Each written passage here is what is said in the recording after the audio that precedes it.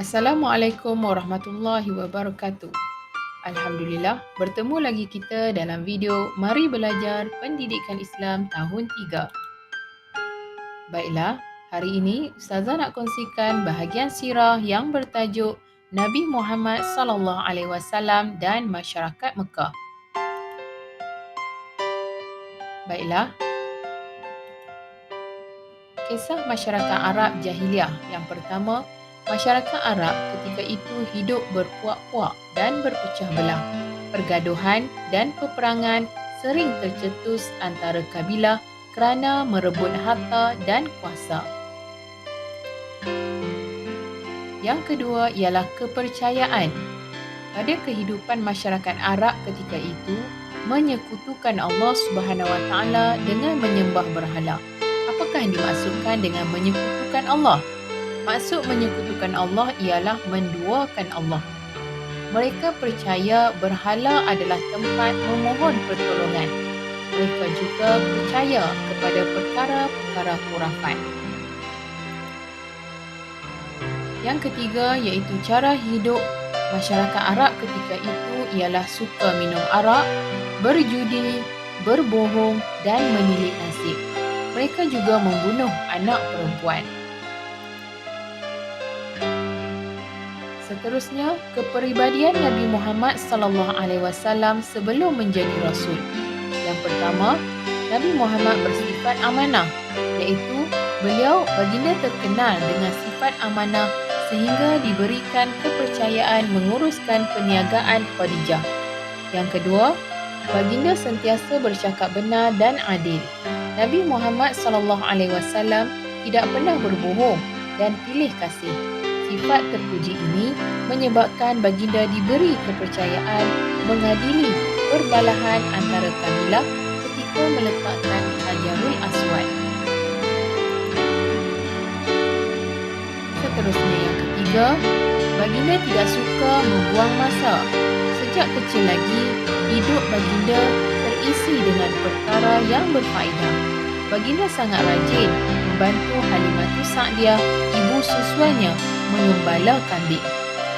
Seterusnya yang keempat iaitu baginda seorang penyantun. Baginda sentiasa bermanis muka dan berlemah lembut dalam percakapan. Sikap baginda ini sangat disenangi dan dihormati ramai. Baginda juga terkenal dengan sifat pemaaf dan dermawan. Apakah yang dimaksudkan dengan dermawan? Dermawan ini ialah baginda suka bersedekah kepada orang.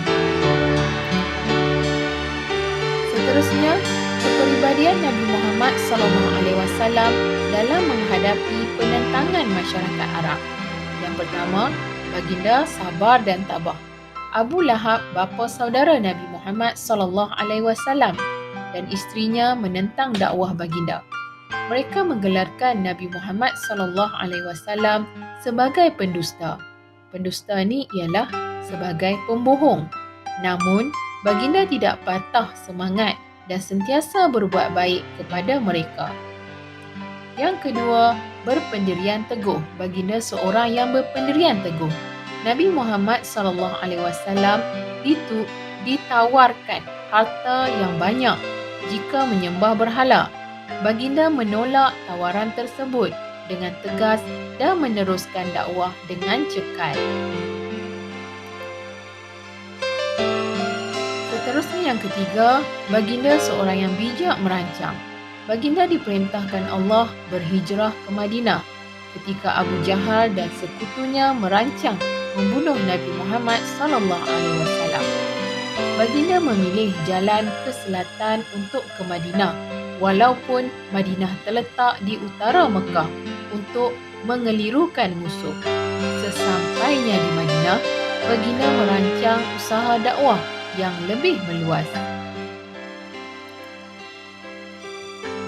Baiklah adik-adik, Rasulullah SAW kesayanganku dan ikutanku.